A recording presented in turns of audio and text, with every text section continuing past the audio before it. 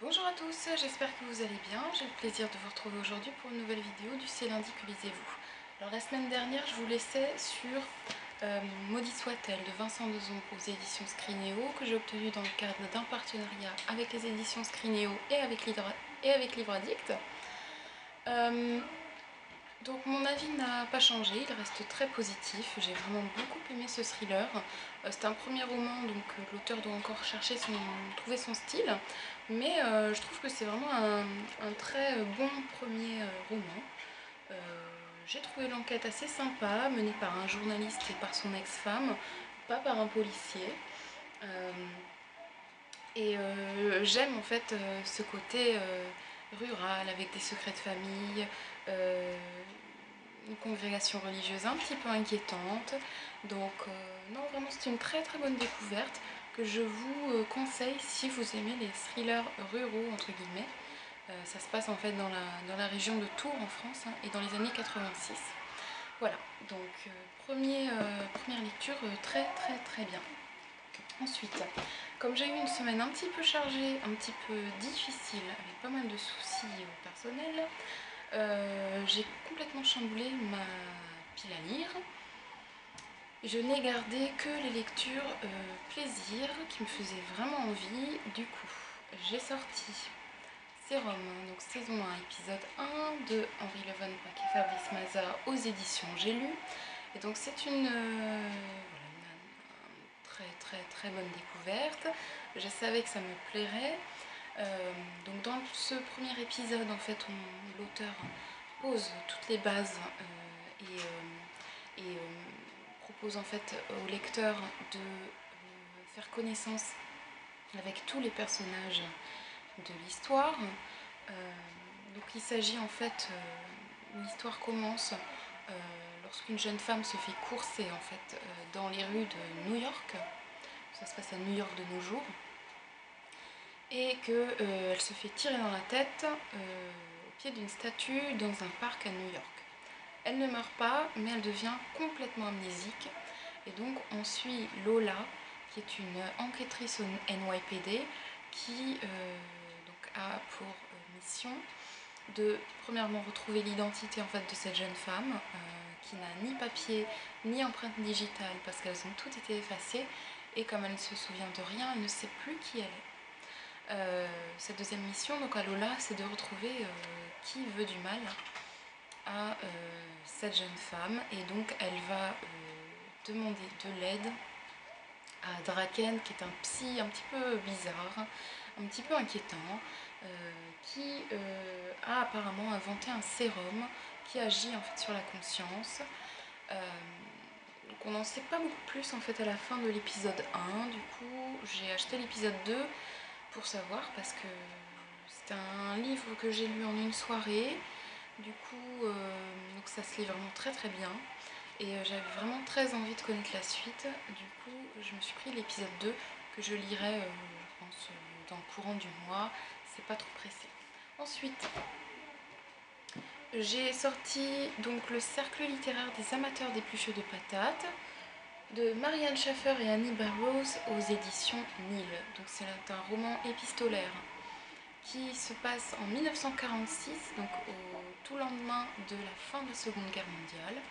Et donc nous avons droit à la correspondance de Juliette, qui est une jeune écrivain qui habite à Londres, qui correspond avec son éditeur et qui un jour va recevoir une lettre d'un habitant de Guernesey qui lui écrit parce qu'il a entre les mains un livre qui a jadis appartenu à Juliette.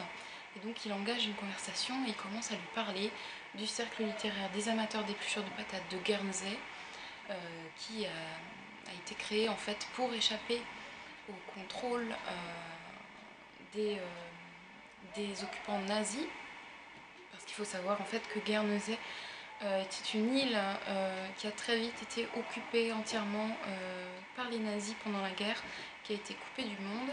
Et donc au fil en fait de sa correspondance, Juliette va rentrer en contact en fait avec plusieurs membres du cercle littéraire de Guernesey. On va en savoir un petit peu plus sur les conditions de vie pendant la guerre. Il y a des moments plus tristes que d'autres, il y a des moments plus drôles que d'autres. J'ai vraiment beaucoup aimé parce que même si c'est un sujet qui est quand même un peu difficile, hein, parce qu'on parle quand même de la guerre, le traitement est assez léger. On ne tombe pas du tout dans le pathos, sans pour autant que le sujet principal, donc de la guerre, ne soit minimisé. Il y a une belle histoire d'amour, enfin bref, il y a tous les ingrédients pour que ce soit une lecture très sympa. Je l'ai lu en une journée et demie. À chaque lettre, j'avais envie d'en savoir plus. J'étais comme Juliette, j'avais hâte de recevoir la suivante pour savoir en fait ce que raconteraient les personnages. Donc c'est une très belle découverte. Je dirais pas forcément un coup de cœur, mais j'étais très surprise dans le bon terme. Et je vous recommande en fait la lecture. Ensuite, ce que je lis en ce moment, je ne l'ai pas commencé pour le moment, mais je vais commencer aujourd'hui.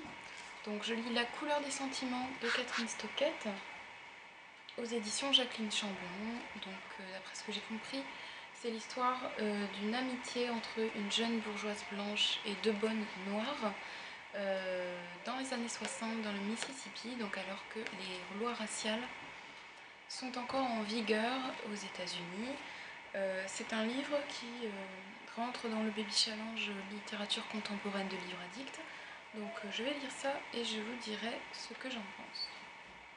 Ensuite, ce que je vais lire ensuite, donc j'espère pouvoir caser les deux petites nouvelles dont je vous parle depuis plusieurs semaines, donc Milarepa et puis Le sumo qui ne pouvait pas grossir de Eric Emmanuel Schmitt, les deux aux éditions Albin Michel. Ouais, il va falloir que je trouve 1h30 pour les lire quand même. Ensuite, je prévois de lire Starters de Lisa Price aux éditions R. La lecture commune est prévue pour le 10 juin, je crois. Donc voilà, j'ai un petit peu le temps, mais j'ai bien envie de le commencer. Donc je pense que ça va être pour très prochainement. Et puis, dernière lecture qui me fait envie en ce moment, c'est une BD qu'on m'a offerte très récemment, qui s'appelle La mort de Staline. Donc c'est de Nuri et Robin chez Dargaud.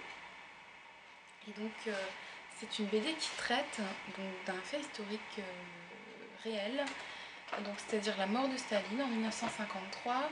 Quand Staline est mort, ses médecins et ses sous-fifres avaient tellement peur de lui qu'ils ne savaient pas comment réagir.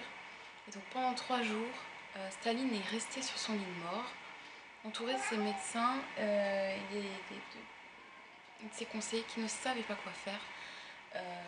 Et donc la mort de Staline a été annoncée officiellement que 3 jours après le jour réel de sa mort. Donc j'ai bien envie de voir ce que ça donne, sachant que je suis complètement fascinée, vous le savez peut-être, par la Russie et fatalement par l'Union soviétique.